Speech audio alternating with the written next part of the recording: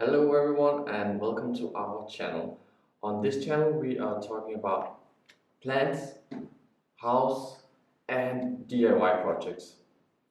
In this video I would like to go through with you about how to propagate a hibiscus. This is a tropical hibiscus.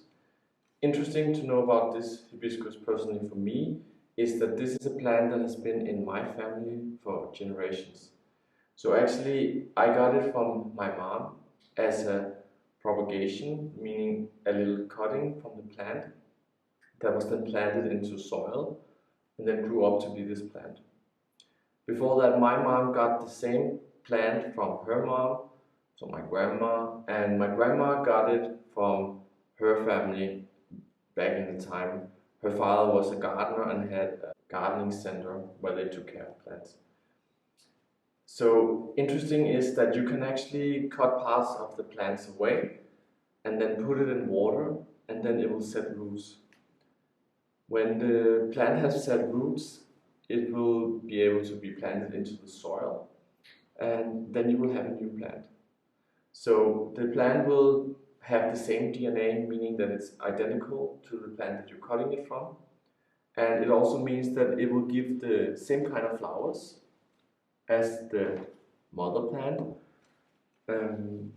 This hibiscus has a really nice red flower.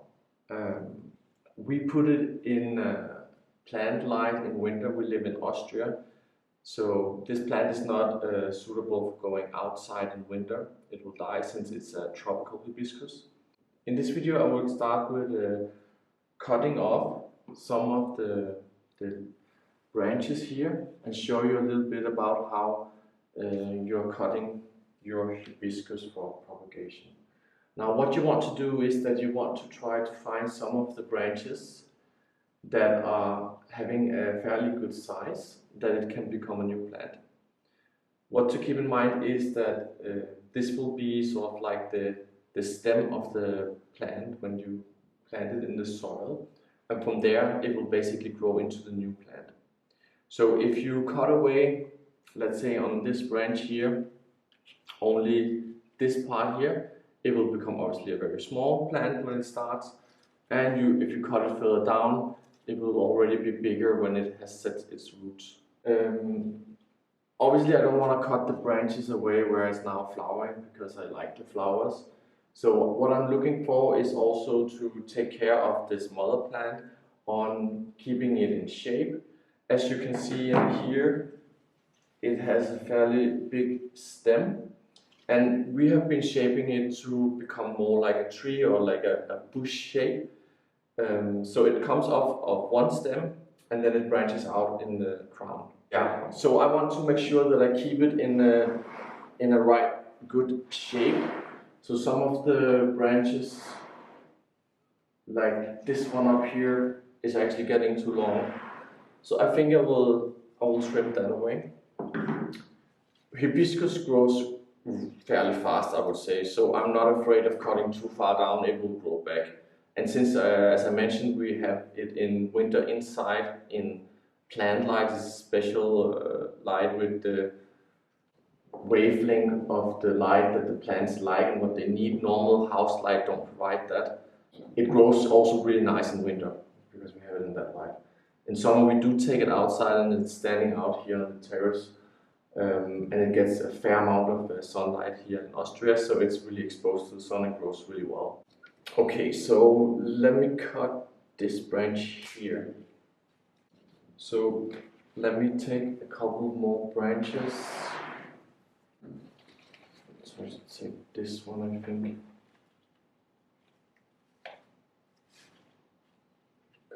There. So later on, when this branch here is done with the flowering, I will also cut it back because, as you can see, it's really sticking out of the shape that I'm trying to keep the hibiscus in. But I think for now that's good. Maybe this one up here we can also take.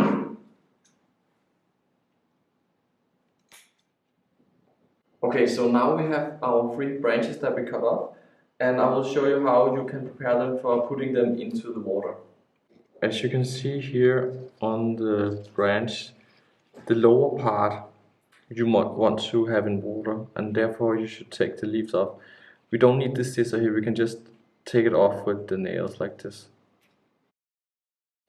And I go up to the top, and as you can see there's a lot of leaves here, and some of them are quite big. So I would remove also one of the bigger leaves here. This one as well, I think. Yeah, I would leave it like this, maybe tempted to take this off also. And that's sufficient for putting it in water. We have a good length here on the stem that you can have in water. And we have a couple of leaves that looks healthy and should be able to help the plant grow roots.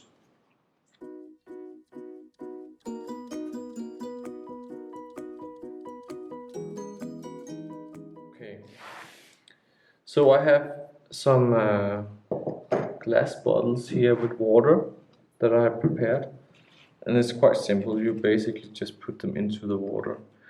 I have this one that is good when you have a bit shorter branches because it's supporting it a bit more with the bigger leaves. So for those two short ones I had, I will put that in this. And then you have water up to most of the stem, and the leaves are outside the water. For the little bit bigger branch that I have an old marmalade glass or some taco sauce, I think it was. And it goes perfectly in there. Okay, great. Now we have made our cuttings, we have put them into water, and then we are ready to put them in a very sunny spot and just wait for the root to come out. Usually this takes around a month or two, but you really just have to wait until you see rooting sprouting out. I have here one that has been standing now for almost 3 months, so you can see, actually there's two in, that the roots have been setting quite well, and they are now ready to be planted out. So with our rooted cuttings, we are now ready to plant. I like to use terracotta pots. I think they are good looking. Also, when they are not glazed, the water sort of like can go through a bit and the soil can breathe a bit better. They have underpots, and I think that's really good when you are working with planting your hibiscus and in general to take care of them, because one thing you don't want is the plant to sit in constantly wet soil. So it needs to be drainable. Therefore, if there's no underpot and it's a closed pot, what will happen is that you can very easily overwater your plant. That's a common thing that happens if you have a plant standing in water, that the roots will rot and then the plant will die.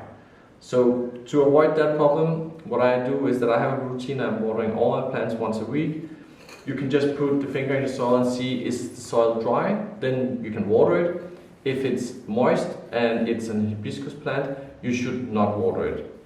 Other plants, they like it a bit moist. No plants really like it wet unless it's really like a water plant for your pond in the garden or something like that. But for most of your indoor plants, it's best to wait with watering it until the soil has gone dry. So you have to have a little bit of a feel for it. The cuttings we have here, there's two. I will put one in each pot. You can see this one has really a lot of roots. This is not just 2 months of waiting for it to root. This is, I think, already now almost half a year. So you can actually leave it in for quite a long time and it will still survive. It will just create more roots. And more roots just make sure that the plant is gonna establish itself faster and easier into the new soil that you will be planting it into. So that's actually completely fine. But you don't have to wait that long. This amount of roots that we have here on the other cutting is also completely fine. So I've now divided it into the 2 pots, and then we can just start adding the soil into it. The soil I like to use for the hibiscus is a Mediterranean soil that you can buy in your garden center. The good thing about the Mediterranean soil is that it's blended or mixed specifically for plants that are in a climate where it's more dry and it's really drainable, the soil. And that's a kind of soil that the hibiscus actually likes.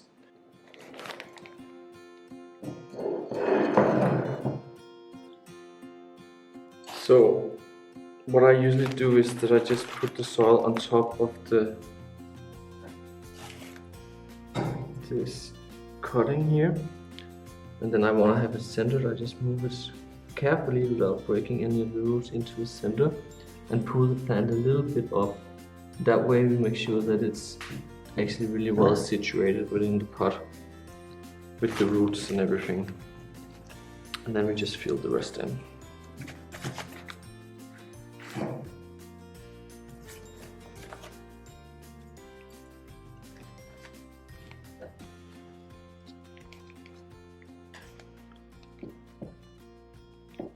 Go. I think this can take a little bit more soil. When you put soil in, you don't want to put so much in that it's up to the edge of the pot, because then when you water it, the compost soil will sort of like float over the pot. And obviously you don't want that. So just leave a little bit of space that you can water it still. And don't compress the soil too much, just like a light touch is completely fine. So like this.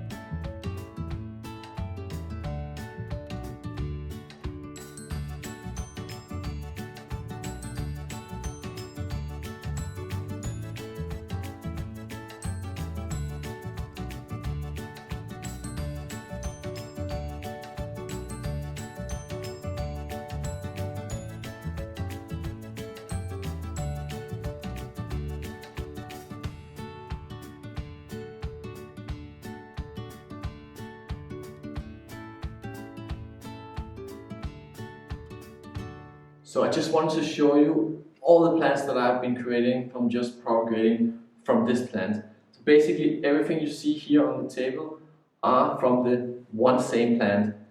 They've just been cut it off, rooted in water, planted in soil, and now they are new, unique plants. And what I like to do is that I like to get wild and creative when I do plants and create different shapes, because you can do that with the plants. You can cut them to the shape that you like, and you can create some really interesting plants. So here we have one that is becoming a bit more like a tree, a bit taller maybe and less bushy like the mother plant. Here I have one that I'm trying to create into a little bonsai. And then we have all the other ones that are just getting started on their journey to become bigger plants.